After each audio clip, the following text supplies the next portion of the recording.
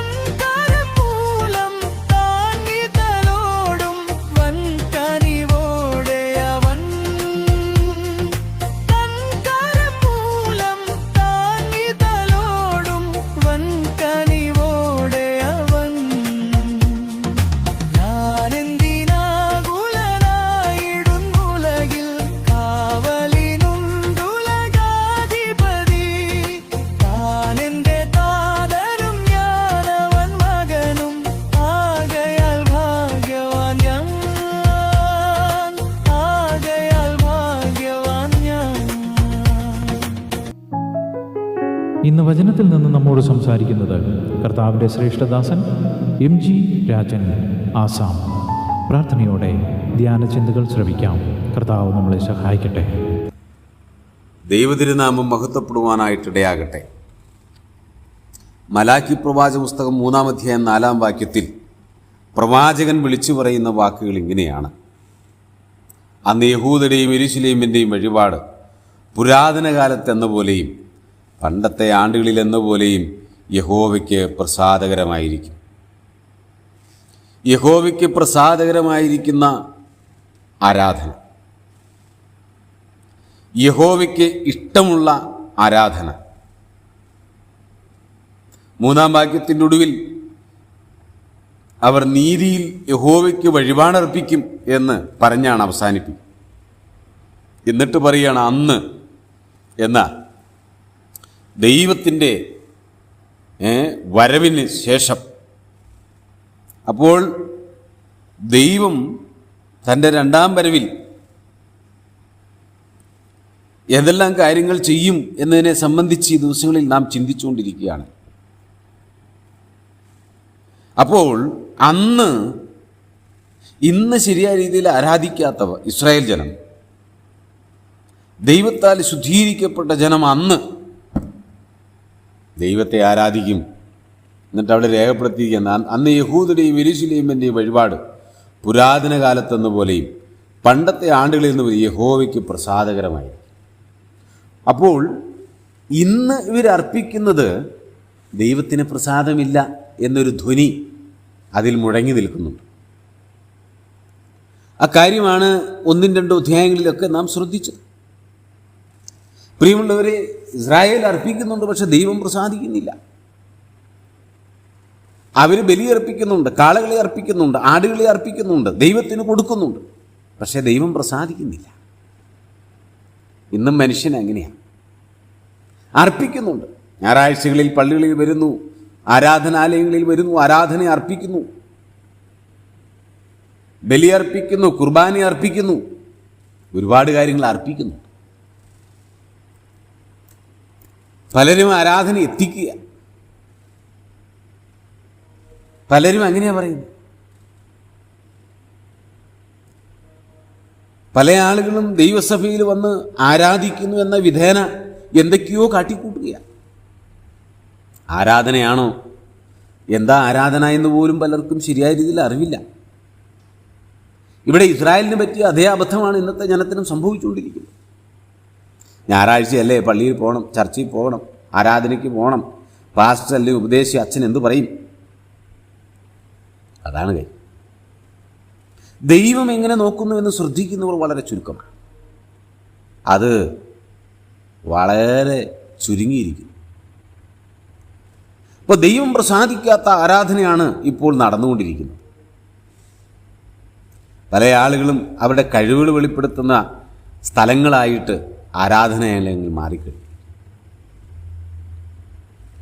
അവരുടെ കഴിവ് വെളിപ്പെടുത്തുന്ന, പണത്തിൻ്റെ സ്വാധീനം വെളിപ്പെടുത്തുന്ന, ശക്തി വെളിപ്പെടുത്തുന്ന, കുടുംബമഹിമ വെളിപ്പെടുത്തുന്ന സ്ഥലമായി പലപ്പോഴും ആരാധനാലയങ്ങൾ മാറി. ദൈവം വാസ്തവത്തിൽ ഈ ആരാധനയുടെ മധ്യേ അത് സ്വീകരിക്കാനായിട്ട് വന്നിട്ടുണ്ടോ എന്ന് പോലും ചിന്തിക്കുന്നില്ല.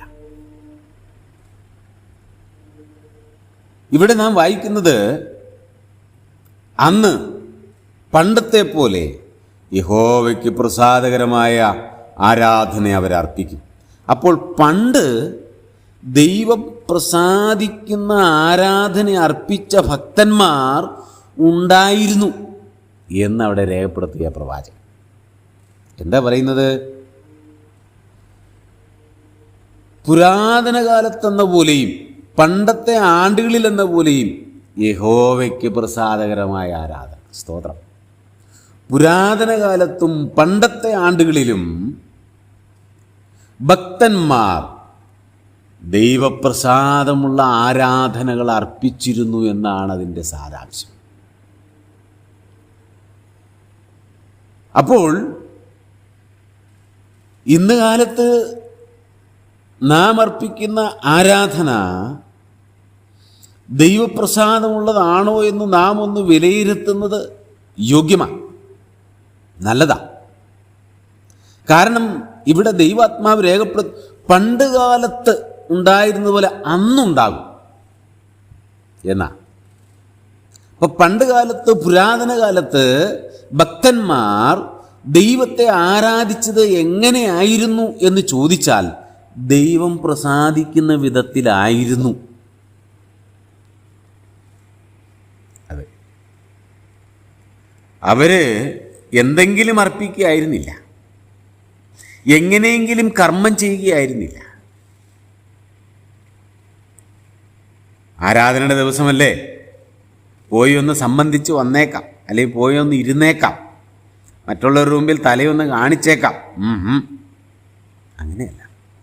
ആഗ്രഹിച്ച് പ്രാർത്ഥിച്ച് സമർപ്പിച്ച് വിശുദ്ധിയോടുകൂടെ ഒരുക്കത്തോടുകൂടെ സന്തോഷത്തോടുകൂടെ ദൈവസഭയിൽ കടന്നു വന്ന് അവർ ദൈവത്തെ ആരാധിക്കുകയായിരുന്നു.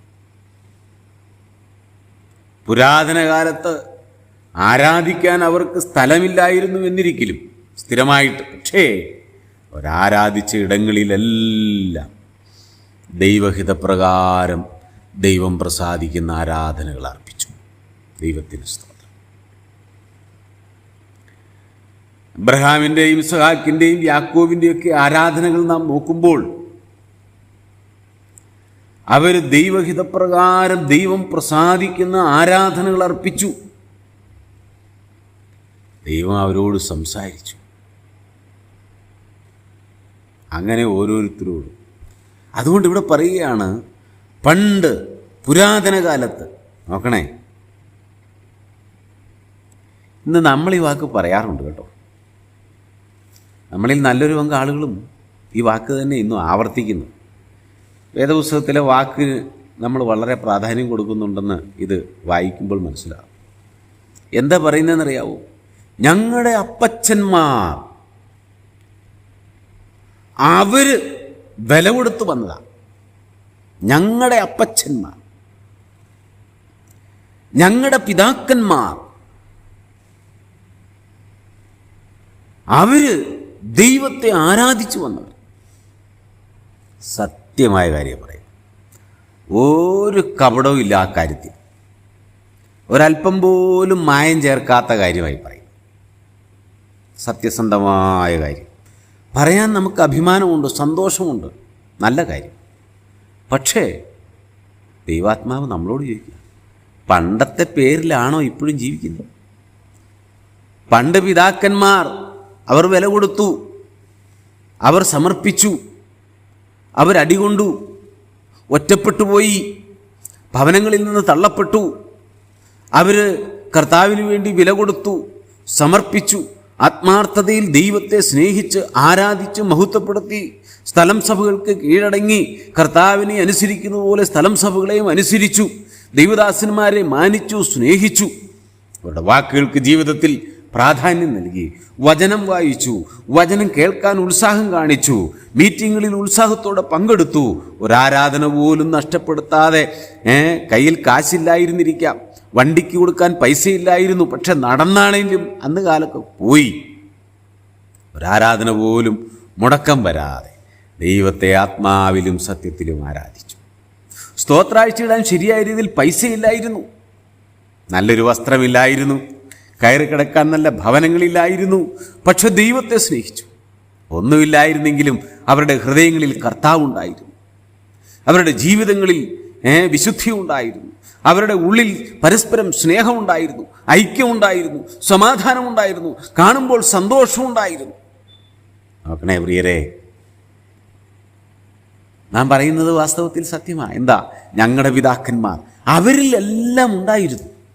പക്ഷേ ഇന്ന് എന്നിലും താങ്കളിലും ഇതുണ്ടോ? പിതാക്കന്മാരിൽ ഉണ്ടായിരുന്നതുണ്ടോ? ഇവിടെ പ്രവാചകൻ പറയുകയാണ്, എന്താ പണ്ടുണ്ടായിരുന്നത്, പുരാതന കാലത്തുണ്ടായിരുന്നത് വരുന്ന നാളുകളിൽ ഉണ്ടാകും. ഇപ്പം ഇല്ല. അതാണ് നമ്മുടെ അവസ്ഥ. ഇപ്പം ഇല്ല. പ്രവാചകനും പറയുന്നു പണ്ടുണ്ടായിരുന്നു. പ്രിയമുള്ളവരെ, നാമും പറയുന്ന ഇതൊക്കെ തന്നെയാണ്. പോരാ, തിരുത്തേണ്ടത് തിരുത്തണം. മാനസാന്തരപ്പെടേണ്ട മേഖലയിൽ മാനസാന്തരപ്പെടണം. നമ്മളെ നോക്കി പറയാൻ വരുന്ന തലമുറയ്ക്ക് സാധിക്കണം. അവരും ഞങ്ങളുടെ ഒന്നാം തലമുറ, രണ്ടാം തലമുറ എന്നല്ല പറയണ്ടേ. എൻ്റെ മാതാപിതാക്കൾ, എൻ്റെ സഹോദരൻ, എൻ്റെ സഹോദരി, എൻ്റെ മക്കൾ, അങ്ങനെ പറയുന്ന ഒരു കാലഘട്ടത്തിൽ നാം എത്തണം, ജീവിക്കണം. അതിന് കഴിഞ്ഞാൽ അതാണ് വലുത്. നാം ആരാധിക്കുന്ന ആരാധനയിൽ ദൈവം പ്രസാദിക്കുന്നുണ്ട്. അതോ ഇനി കർത്താവിൻ്റെ വരവിന് ശേഷമാണ്? അങ്ങനെയല്ല. പ്രിയമുള്ളവരെ, ഇന്ന് നാം ജീവിക്കുന്ന ഈ കാലഘട്ടത്തിൽ എൻ്റെ കർത്താവിൻ്റെ സാന്നിധ്യം ഇപ്പോൾ ഇവിടെ ഉണ്ട്. അതുകൊണ്ട് എൻ്റെ ആരാധന സ്വീകരിക്കാൻ അവൻ ഞങ്ങളുടെ മധ്യേ ഇറങ്ങി വരുന്നവനാണ്. ഞാൻ കുടുംബമായി, സഭയായി, വ്യക്തിപരമായി എൻ്റെ ദൈവത്തിന് പ്രസാദകരമായ ആരാധന അർപ്പിക്കും എന്ന് പറയാൻ സാധിക്കും. അങ്ങനെ നാം പറഞ്ഞാൽ അതാണ് ഉത്തമം, അതാണ് ശ്രേഷ്ഠം. പ്രിയമുള്ളവരെ, ആ നിലകളിൽ വരുന്ന ദിവസങ്ങളിൽ ദൈവത്തെ ആത്മാവിലും സത്യത്തിലും ദൈവം പ്രസാദിക്കുന്ന ആരാധന അർപ്പിച്ച് സന്തോഷമുള്ള വിശ്വാസികളായി ജീവിക്കാൻ നമ്മെ ഓരോരുത്തരെയും ദൈവം സഹായിക്കട്ടെ. പണ്ടത്തെ കാലമല്ല, ഇന്ന് അത് നമ്മിലൂടെ നിറവേറുവാൻ ദൈവത്തിന് താല്പര്യമുണ്ട്. നമുക്ക് ആ മനസ്സും സന്തോഷവും ഉണ്ടാകണം. കർത്താവ് സഹായിക്കട്ടെ. കർത്താവിൻ്റെ പുനഃനാമം മഹത്വപ്പെടട്ടെ. ഇതുവരെ ഞങ്ങളെ ശ്രദ്ധിച്ച എല്ലാവർക്കും വീണ്ടും വരുന്ന കർത്താവിൻ്റെ വിശുദ്ധമായ യേശുക്രിസ്തുവിൻ്റെ നാമത്തിൽ ഞങ്ങളുടെ സ്നേഹവന്ദനം അറിയിക്കുന്നു. കർത്താവ് നമ്മളെല്ലാവരെയും അനുഗ്രഹിക്കുമാറാകട്ടെ. ആമേൻ.